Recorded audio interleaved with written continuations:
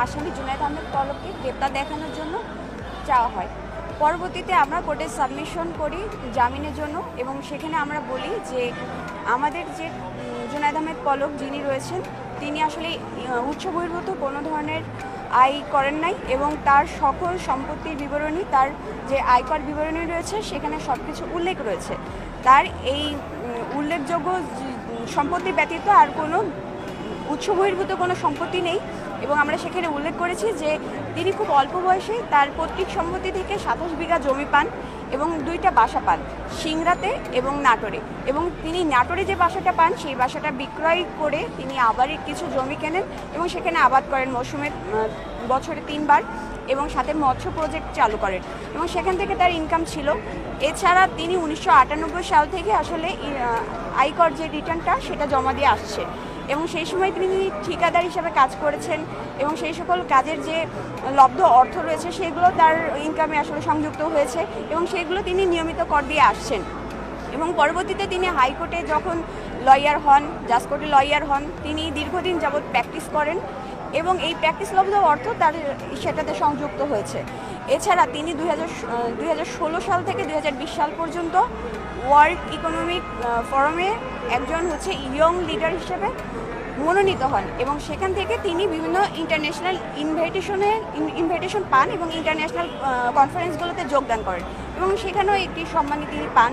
এবং তিনি তিনি সবচেয়ে সর্বনিম্ন বয়সে, মানে 28 বছর বয়সে সর্বপ্রথম একজন সংসদ সদস্য হিসেবে নির্বাচিত হন 2008 সালে। এর পরবর্তীতে 2014, 2018, 2024 এগুলোতেও তিনি সংসদ সদস্য ছিলেন।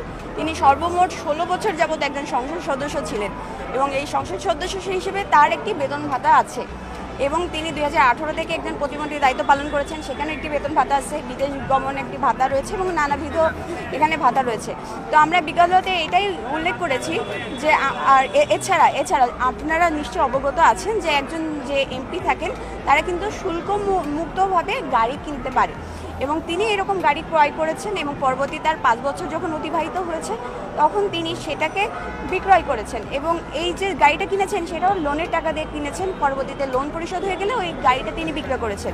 এভাবে তিনি সর্বমোট 2টি গাড়ি বিক্রয় করেছেন এবং সেখান থেকে প্রায় 4.25 কোটি টাকা তার ইনকাম হয়েছে, সেটা তিনি এফডিআর এবং সঞ্চয়পত্র হিসেবে রেখেছেন। এবং আজকে যখন আমরা কোর্টে সাবমিশন করেছি, কোর্ট বলেছে যে এত অল্প টাকা তিনি আসলে কোনো দুর্নীতির সাথে করেছে বলে কোর্টের কাছে প্রতিমান হয়নি, যেহেতু তার আজকে এই মামলায় প্রথম কাস্টাডি দেখাচ্ছে, গ্রেপ্তার দেখাচ্ছে এবং আসলে কোনো কাস্টাডি নেই। স্বল্প কাস্টাডির কারণে আমাদের জামিনটা আজকে নামঞ্জুর করেছে, পরবর্তীতে এটি আমলে নিবে। আমরা দেখলাম যে জুনায়েদ আহমেদ পলক বিচারককে কিছু বলছিলেন, একটু বলবেন যে উনি বিচারকের কাছে কি বলেছেন? যে তিনি এটাই বলেছেন যে তার আসলে যত সয় সম্পত্তি যা কিছু আছে তিনি প্রথম থেকে এটার ইনকাম ট্যাক্স রিটার্ন দিয়ে আসছে এবং তার বিবরণীতে এটা প্রত্যেকটা উল্লেখ রয়েছে। এখন কিছু ব্যাপার থেকে আমরা যেটা আজকে কোর্টেও সাবমিশন করেছি যে ভ্যালুয়েশন অফ দ্য প্রপার্টি, অর্থাৎ আমি 1999 সালে যে সম্পত্তিটা কিনেছি সেটা কিন্তু আমি আজকের বাজারে সেটা সেই মূল্যে পাবো না, সুতরাং সব কিছুর ভ্যালুয়েশন বেড়েছে, সে অনুযায়ী আমার যে প্রপার্টি ছিল সেটারও ভ্যালুয়েশন বেড়েছে এবং আমার যেহেতু প্রতিনিয়ত আমি ট্যাক্স রিটার্ন দিয়ে আসছি আমি নির্দোষ, আর সেই গ্রাউন্ডে আমরা আসলে জামিন